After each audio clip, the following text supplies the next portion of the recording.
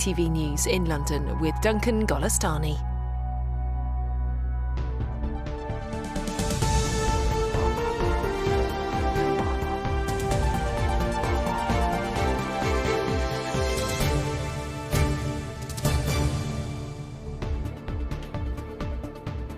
Tonight, crisis of trust. Public and political pressure mounts on the police and the Met Commissioner in the wake of the sentencing of Sarah Everard's killer. But if you're worried when stopped by a lone officer, wave down a bus, the Met suggested today. I've gone up to a police officer before and walked home with them, so I think it's actually made me kind of second guess and actually kind of lost trust in the police, definitely.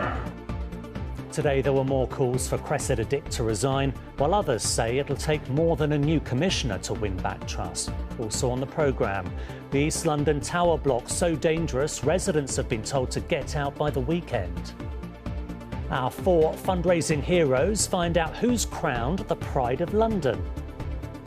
And limbering up his many legs, Colin the Caterpillar joins the thousands preparing for the return of the London Marathon. Good evening. There is mounting pressure on the Metropolitan Police Service and its boss tonight as public and political trust hit a new low after the sentencing of Sarah Everard's killer yesterday. There has been widespread derision at the Met's suggestion people concerned when stopped by a lone officer hail a passing bus for help. It was one of a number of ideas to make women and girls feel safe after the shocking details of Wayne Couzens' abuse of power. The police watchdog is investigating 3 other serving Met officers who were in a WhatsApp group with Couzens in which they allegedly shared messages full of hate. There are, yet again, calls for Dame Cressida Dick to resign, including from the mother of murdered sisters Bieber Henry and Nicole Smallman. We'll hear from her in a moment, but first, here's Martin Stew with the latest. Patrolling in pairs, officers take the first steps to win back the trust destroyed by Wayne Couzens' abduction and murder of Sarah Everard. They're patrolling in parks, patrolling in public spaces, patrolling in hotspot areas where we know that women have told us that they don't feel safe. And that's part of what we do. We listen to women, we talk to them and girls to make sure that we can understand what's going on. Judging by the mood in Clapham, there's still a long way to go. I've gone up to a police officer before and walked home with them, so I think it's actually made me kind of second guess and actually kind of lost trust in the police, definitely. I've got young girls, so it's terrifying for them walking around that, you know, they would trust a police officer, and now perhaps we'll be telling them not to do that. Hi guys, how are we? Today's official advice to women who feel intimidated by a police officer is to shout out to a passerby or wave down a bus. I think it's completely wrong. It shows just how tone deaf the response is from the police. I don't think the behaviour should be down to the women and those affected and impacted by violence from anybody in society or the police to have to change their behaviour. Absolutely, utterly ashamed. Last night, a cabinet minister said this. And it's really important, I think, that we challenge ourselves not to allow the actions of one bad apple, one individual, to tarnish our police force. But stats suggest the rot may have spread further. Today, 3 Met officers are being investigated for sharing allegedly vile WhatsApp messages with Couzens. And since 2010, 771 Met employees have faced sexual misconduct allegations. Just 83 of them were sacked. 163 Met officers have been arrested for sexual offences. 38 were convicted. We are now where we were with where the organisation was labelled institutionally racist. Former Detective Superintendent Shabnam Chowdhury believes a review similar to the Macpherson report is needed into misogyny. It could be very possible that they are given a further label of institutional sexism. I think there's a lot that goes on behind the scenes that's bubbling and brewing that I think that this will ignite officers and staff to perhaps speak out even more. But they need to be supported and they need to be able to challenge in a safe environment. Shabnam says that change requires a change at the top. I am so sorry. The government says Cressida Dick has questions to answer, but has their backing. My assessment is that she's the best person for the job to keep people safe, and she's the best person for the job to make the changes that are required at the Metropolitan Police. The Met says changes are having an impact. The new predatory offender unit has made 2,000 arrests since November, and 650 extra officers have been drafted in to tackle harassment and violence. Martin Stew, ITV News.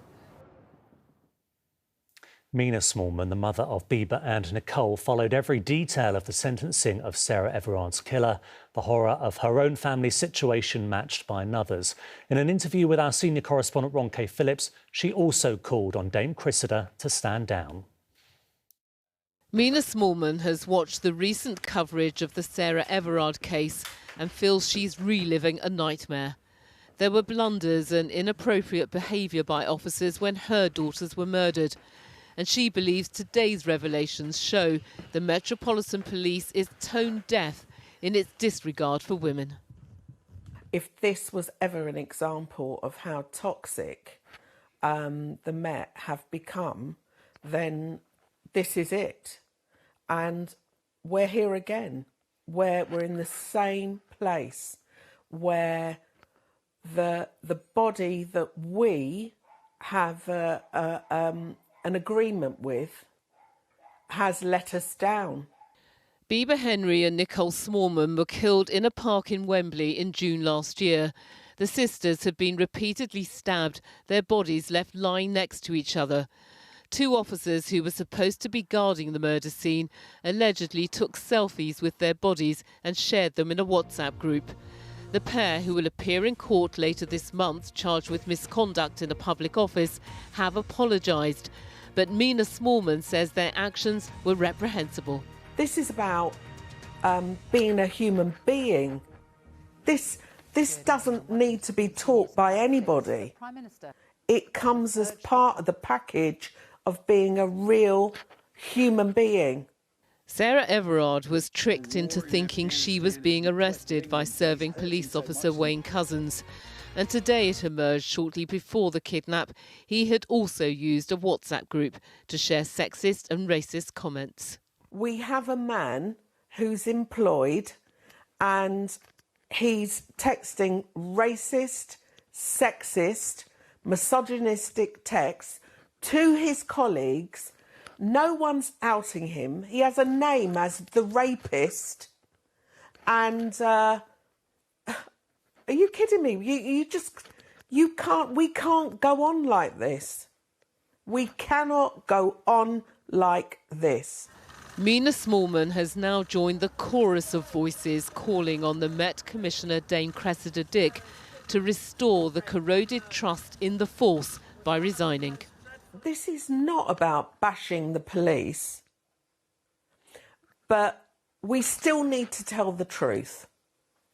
And we need to say, well done for doing a good job, but we also need to acknowledge that there is a brokenness in that institution that we need to address. Mina Smallman there talking to Ron K. Phillips. Well, Martin is here with me now. Martin, mounting pressure then on Dame Cressida. Yeah, absolutely. We've heard from 3 different London MPs this afternoon that they met with Dame Cressida. In their words, they said she wasn't taking the issue seriously enough. She was tone deaf and dismissive. Now, of course, we've not had a chance to put that to the Commissioner as yet. We'll await her response on those allegations. Worth stressing, of course, there are 43,000 officers, Duncan. I'm sure the vast majority of them are as, if not more, frustrated by the vile actions of Wayne Couzens because they are trying to do a very difficult job in very difficult situations.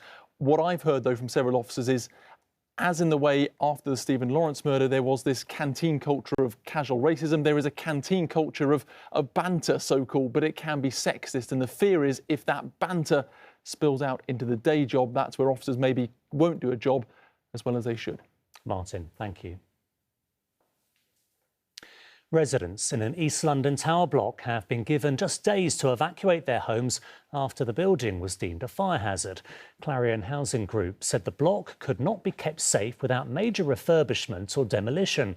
But for those living there, they say the lack of information and communication has left them scared and bewildered and with nowhere to go. Katie Barnfield reports.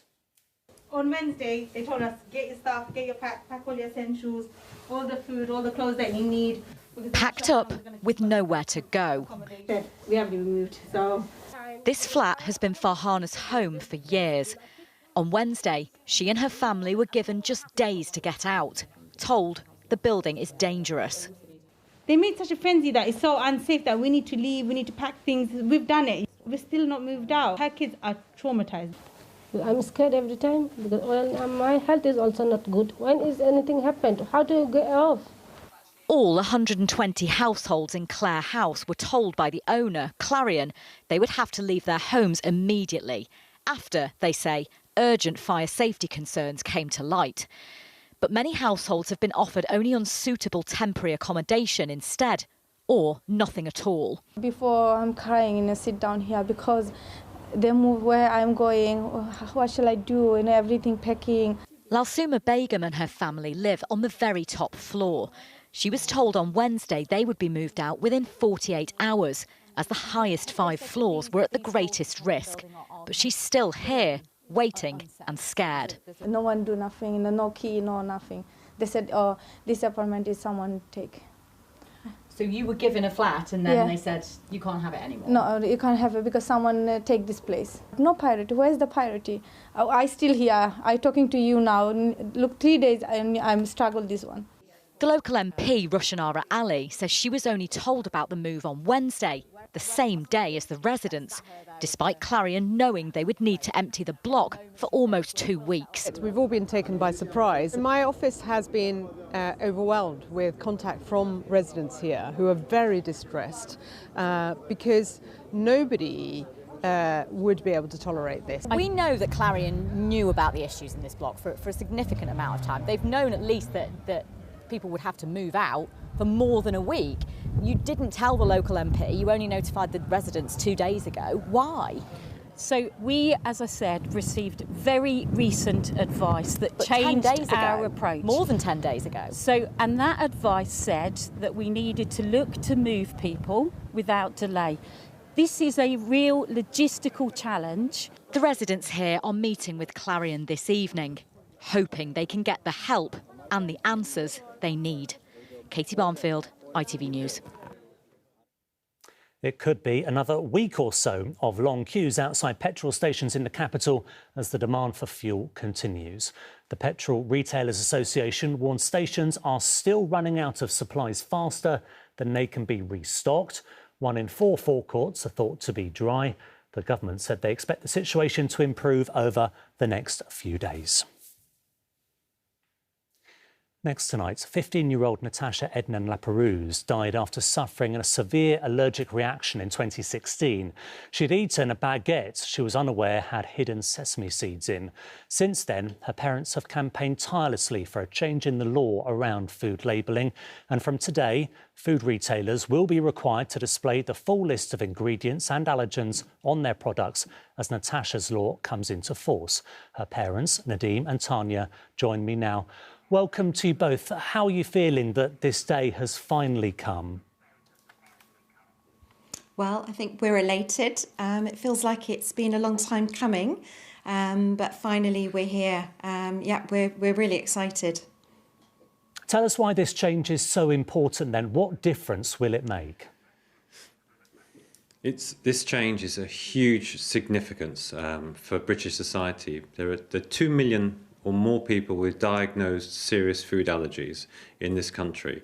And those people, like Natasha, live what we call food allergic lives, and they have to navigate very, very carefully their lives around food every single day. And now Natashas Law coming into force today across the UK is such good news for them, because it means that pre-packed for direct sale foods, which means sandwiches and salads and all other types of foods that are prepared and made on the same premises and then packaged up for sale, those items now at long last will have to have full ingredient labelling and the 14 allergens marked. So the 2 million people can now pick up those sandwiches or foods and decide for themselves whether or not they're safe to eat. So it's a really big moment for 2 million people, a big moment. As you say, for so many people, this is a big part of how they have to live their lives day to day. Earlier, we spoke to the campaigner and food allergy sufferer Juliana Ponan just to get her reaction. Have a listen to this. Today is such an exciting day, to be completely honest. It's such a movement in the allergy community. It's been a fantastic journey from sort of seeing Natasha's parents, and the work that they've done has been phenomenal. I applaud them in everything they've done because they're changing the industry. How does it feel to hear those words? Well, it means a lot to us from people who have allergies, and this is what it's all about. It's tough enough trying, as you said, to navigate life with allergies, and just having that transparency. You know, if this law had been around 5 years ago, Natasha would still be alive. If the word sesame seeds had been on an ingredients label, she wouldn't have died. And so the law is really set to protect people, and that's the whole point. I know that nothing can make life better when you've lost a daughter, but has getting this change and having this successful campaign helped you in any way? Yes, I think, it's definitely helped us and helped our son and Natasha's grandparents as well, and the wider family. Because actually, in this way, Natasha's legacy lives on. She died completely unnecessarily, a completely avoidable death. And her death, if anything, has brought about Natasha's Law. And so, anyway, it's such a tragedy and it's such a bittersweet moment for us as a family. But the truth is we are, in one sense, happy and in one sense, very sad. But overall, we're really happy that people like Natasha in this country can live much safer lives now in the future and are much less likely to die from the food they eat. Nadeem and Tanya, thank you so much for speaking to us. Thank you. Thank you very much as well. Following on from our top story, more accusations of deep-rooted problems within the Met. A woman whose human rights were infringed after an undercover police officer engaged in a sexual relationship with her to obtain information has said the problems within the Met are deep-rooted. Speaking to Ria Chatterjee a day after her landmark tribunal ruling, Kate Wilson said we need to look past resignations in order to solve the problems within the force. In 2003, I met a man at a social centre in Nottingham. I knew him as Mark Stone, and we had a relationship. The relationship ended, as did the usual period of grieving. And then, in 2010, Kate Wilson discovered Mark Stone was in fact Mark Kennedy, an undercover police officer. Can you remember the moment? I can remember the moment very clearly, the confusion and fear and questions. And so began, Kate says, a fight for justice, which yesterday she won. A tribunal found against the police for breaches of Kate Wilson's human rights. It concluded that other senior officers were either naive or chose to turn a blind eye to Mark Kennedy's sexual relationships with women during his deployment, and that the Met's failing to guard against the risk of this behaviour by undercover officers was unlawful discrimination against women. I've been seeing calls for the Dick to resign, and I think it's really important that we look beyond that. What we're trying to do is tackle deep-rooted cultures of prejudice, and it's not something that can be done in a quick fix. Personally, I feel that the Metropolitan Police as an institution is beyond redemption. The police say they accept the gravity of all the breaches of Kate Wilson's human rights and apologise to her unreservedly for the damage and hurt she suffered. Kate and many other women identified patterns of behaviour in which, for example, undercover officers made up emotional stories to draw them into the relationship. How do you think this experience has changed you? Well, I spent my 30s fighting the police attempts to prevent me from finding out the truth about what had happened. I have no idea what I might have done instead. It's deeply impacted her personal relationships too. Trust is now a feeling that doesn't come easy for Kate. Ria Chatterjee, ITV News. Still to come, we'll have the weekend weather forecast, plus many legs surely make light work. Colin the Caterpillar takes on the London Marathon, and who will be our Pride of London? But first, a new play based entirely on the words of those involved in the Grenfell Tower inquiry will open at the Tabernacle in Notting Hill in 2 weeks' time. Condensing the last 3 years of evidence into a digestible drama, the aim is to not just explain how 72 people died in the fire, but to also explain why it was able to happen. Rags Martel reports. Good morning, everyone. Good morning, Welcome everyone. to today's hearing. The Grenfell inquiry dramatised. Then you said you binned them, is that right? Using the exact words. Then you said you binned them, is that right? This play highlights the hearing's findings. Well, what did you do with them? You've called the play Value Engineering. Yeah. What made you choose that title? Well, the value engineering is a theme that comes out quite a lot. It means cutting corners and getting the cheapest possible deal and building material without any concern of the fire risks. Ever discussed the provision of sprinklers in the tower? Picking scenes from an inquiry is something Richard Norton-Taylor has done before. Previous works include The Murder of Stephen Lawrence, a long-term collaboration with director Nicholas Kent. You've done similar things before, but what particularly attracted you to the Grenfell story that you thought it needs to be brought to the stage? I think it's really important because it's about social housing. And so many people in this country live in social housing. And I think we have to look at the conditions in which they live, and we have to take more responsibility to look after them better. These are the diaries and notebooks or daybooks of Peter Manson. I think this part of the inquiry, phase 2, which we're mainly concentrating on, hasn't been seen that much by the public. And so there's been a lot of corners cut, and as a result, 72 people lost their lives. I'm now going to turn to an email that you wouldn't have seen at the time. Well, I've done about 4 of these for Nick Kent, and every time I get one, I think, oh, I'm not sure this is going to work. But once they're on the stage, people gasp. You know, when we did Stephen Lawrence, people stood up and shouted at the actors who were playing the A courts. But this one, funnily enough, I gasped all the way through it when I read it. Can you explain why you didn't look at the fire performance at this stage? I thought it was so shocking. So I'm quite hopeful that this one has been edited in a way that really makes all of the most sort of serious criticisms really quite well. This disaster happened within the pocket of one of the smallest yet richest boroughs in London.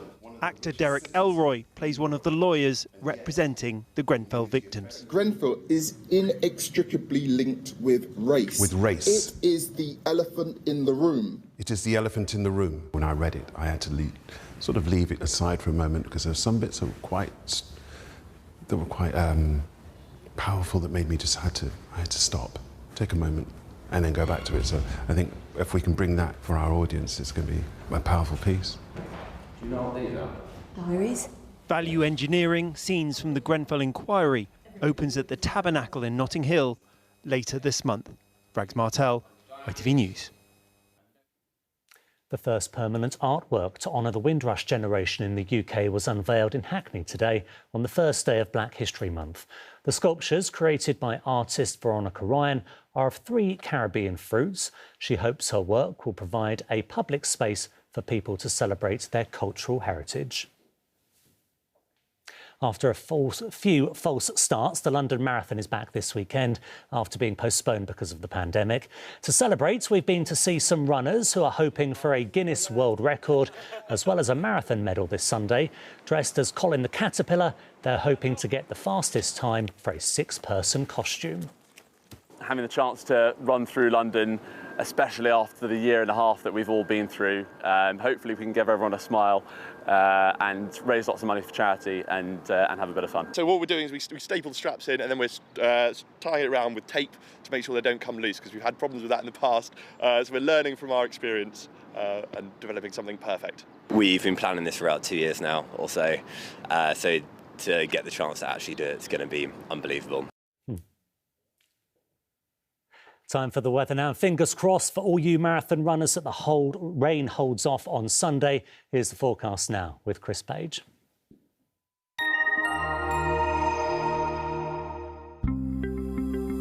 Making the most of it, whatever the weather. Octopus Energy sponsors ITV London weekday weather. Hello there. Very good evening to you. Today across the capital, yes, there was some heavy rain first thing this morning, but that soon cleared to give us some sunshine by the afternoon. And well, for the weekend, it's a story of two halves. Heavy rain and strong winds in the forecast on Saturday, but for the London Marathon on Sunday, brighter skies and just the odd isolated shower into the afternoon. It's this deepening area of low pressure tracking towards the UK in the next 24 hours, which gradually drives in heavy amounts of rainfall and then some strengthening gusty winds as we work into the afternoon. And as a result of that, the Met Office do have a yellow weather warning in force. For the rest of this evening and overnight, though, we hold on to the clearing skies for many, so actually our temperatures falling away fairly quickly. The cloud begins to roll in by dawn tomorrow morning, and temperatures actually by dawn holding up around 8 to 9 degrees. So a chillier start to Saturday than what we've been used to of late. An isolated shower through the morning, for most of us dry at first, but then remember that area of low pressure. Here it is, driving in from the west. Heavy, steady rain for a good few hours into the afternoon. A soggy end to Saturday and gusty winds with in excess of around 35 to 45 miles an hour.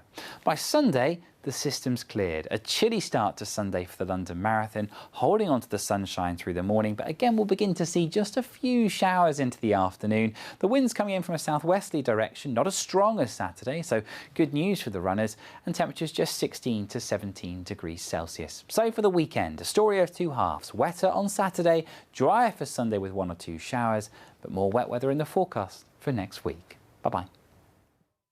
Octopus Energy sponsors ITV London weekday weather. And finally, all this week we've been celebrating our fundraising heroes who have been nominated for this year's Daily Mirror Pride of Britain Awards. One of our Fab Four has been crowned the Pride of London, and they will go on to represent us for the overall title of Regional Fundraiser of the Year. Earlier today, Rachel Brown surprised them. Courageous, selfless, determined, inspiring. 4 words that describe all 4 of our Pride of Britain finalists. There was the ever so dapper Tom Jones from Bexley, 103 walking laps of his care home. Gaz Emerson facing a terminal diagnosis, cycling 1,000 miles for Sarcoma UK. Then there was Syra Begum Murr, running a food bank in Waltham Forest. And then Sean Ash, paralysed from the waist down, walking a mile over 2 days. So I'm going the extra mile. All incredible in their own way, so thank goodness it's not down to me to pick the winner. That's down to these 3. Our panel of judges, including Olympic bronze medalist Asher Phillip. Who's your winner? Stop stalling, Asher. Yeah. Sorry, okay, it's going to be Gaz. He is doing it for other people, not himself. I agree. Gaz is the winner for me. That makes 3 of us. So we better go and congratulate our winner. So Zoe's been keeping a little secret from you. You are our Pride of Britain winner. No. Yeah? No. How do you feel? She's been keeping it all a surprise. How do you feel? I don't know. You look so shocked.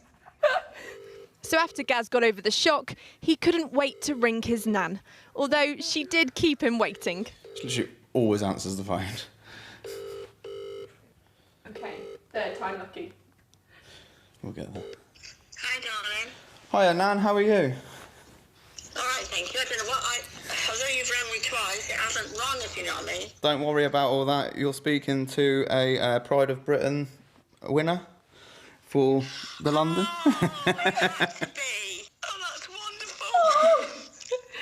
Are you feeling a bit tearful? Yeah, he deserves it. Oh. I'm very lucky to have him as a grandson, I tell you. A proud moment for Gaz and his nan to cherish forever. Rachel Brown, ITV News. Keep doing us proud, Gaz. What a way to end the week. And that's it. We're back with the late update at 10:30. Lucrezia is up next with the evening news. But from me and the rest of the London team, have a lovely weekend. Bye-bye.